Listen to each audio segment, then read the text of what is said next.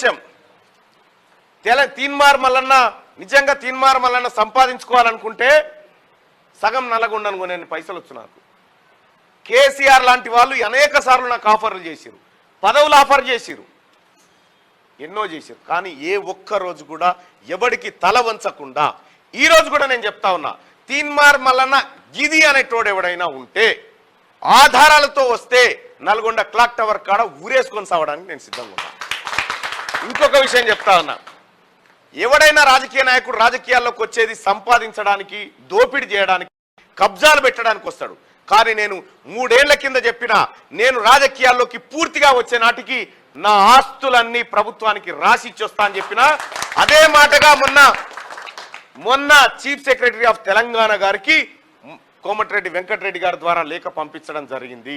అమ్మా, మా కుటుంబం సిద్ధంగా ఉంది, నా పేరు మీద, నా భార్య పేరు మీద, నా పిల్లల పేరు మీద ఉన్నటువంటి స్థిర ఆస్తులు, స్థిర అంటే భూములు, ఇటువంటి ఆస్తులేవై మా బ్యాంకు బ్యాలెన్సులు కాదు, మళ్ళీ ప్రచారం చేసుకోవాలి, స్థిర ఆస్తులన్నీ ప్రభుత్వానికి అప్పచెప్పడానికి సిద్ధంగా ఉన్నామని చెప్పి లేఖ పంపించడం జరిగింది.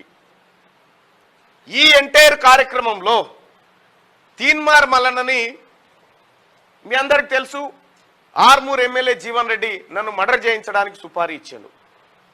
అది ఇన్వెస్టిగేషన్ జరుగుతూ ఉంది. ఒక మనిషిని, ఒక ఏ జనసమూహం సంబంధం లేనటువంటి మనిషిని ఒక రాజ్యం చంపాలని చూస్తుందంటే ఆ మనిషి మంచో చెడో ఏదో ఒకటి చేసి ఉంటాడు కదా.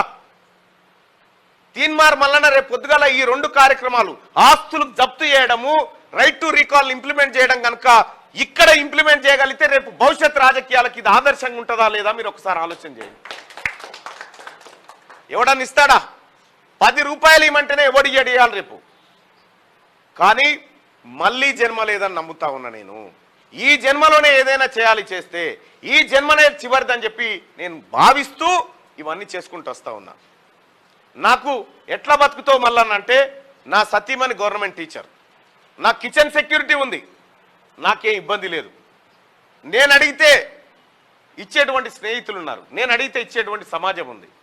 ఒకానొక దశలో మీ అందరికి తెలుసు, తొలి వెలుగు రఘును ఆ రోజున్నటువంటి కేసీఆర్ రోడ్డు మీద బారేస్తే నేను స్టూడియోకి తీసుకొచ్చి రఘుని నిలబెట్టి, ప్రజలారా రఘు ప్రశ్నించాల్సిందే, రఘు ఉండాల్సిందే, రేపు తీన్మార్ మల్లన్నను కూడా ప్రశ్నించడానికి రఘు అవసరం అని చెప్పిన ఆ రోజు ప్రజలందరినీ వేడుకుంటే కొన్ని లక్షల రూపాయలు ఇచ్చి వెంటనే రఘుతో ఛానల్ పెట్టించడం జరిగింది. అదంతా మీ సహకారంతోనే జరిగింది.